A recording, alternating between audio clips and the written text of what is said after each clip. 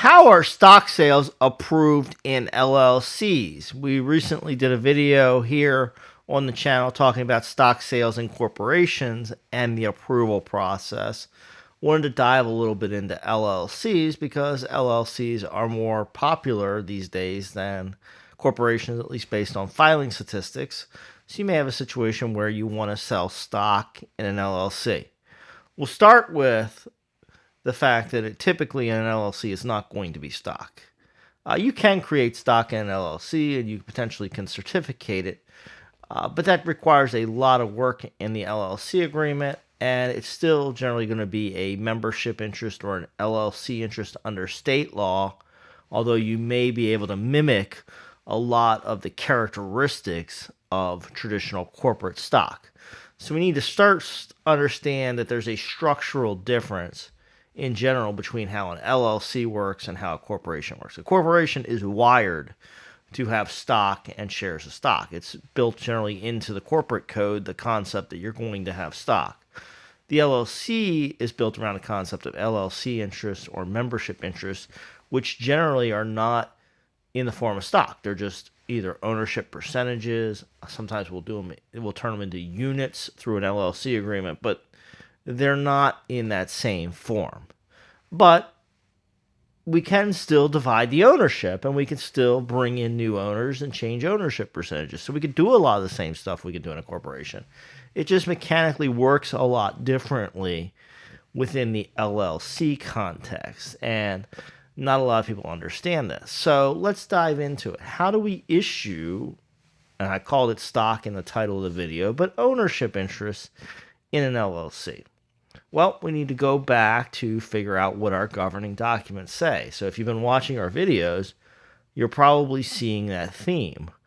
These questions come up, and I say go back to the governing documents. And so that's generally going to be your first stage of answer is, what do my governing documents say? What should I be doing? What shouldn't I be doing? So corporate statute, LLC statute in your state. The LLC statute is going to have a lot of information about this. It's going to have the defaults, but then you're going to have a certificate filed with the state. Generally, those certificates don't have a lot of information in them, but you do want to check them. Somebody may have put extra stuff in your certificate of formation or whatever the applicable document is in your state.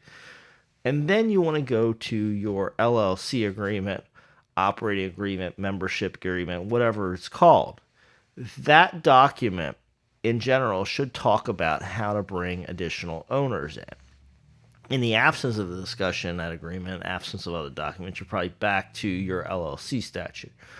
But between all of that, you should be able to determine what the process is to add additional owners. It's usually going to be a vote.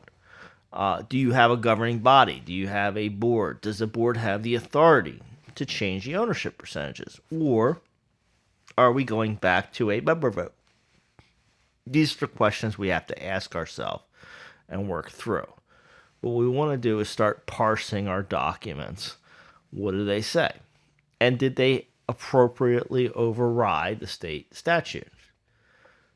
In general, regardless of where things sit, you can probably amend your documents to create the process. And sometimes that happens. Sometimes I've handed a company where other people have worked on it, other people have formed it. It doesn't have a good process.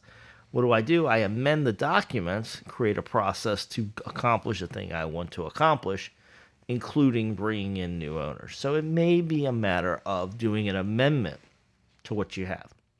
But in any case, you want to look at your current documents. You want to figure out what they provide on bringing in a new member. If they're unclear or they're problematic, you want to look at your amendment provision. Once you do all that, you can set up the documentation to bring in the new owner to sell the stock, as we call it in the title of the video, but really to issue new membership units. I hope that's helpful. If you have general questions about business and business law, go ahead and drop them below. But remember, your comments on this channel are not confidential. Don't put anything there you don't want other people seeing. I hope you'll tune in and subscribe for future videos. And I look forward to reading those comments and questions and potentially making videos to help answer those general questions. Thanks for tuning in today, folks.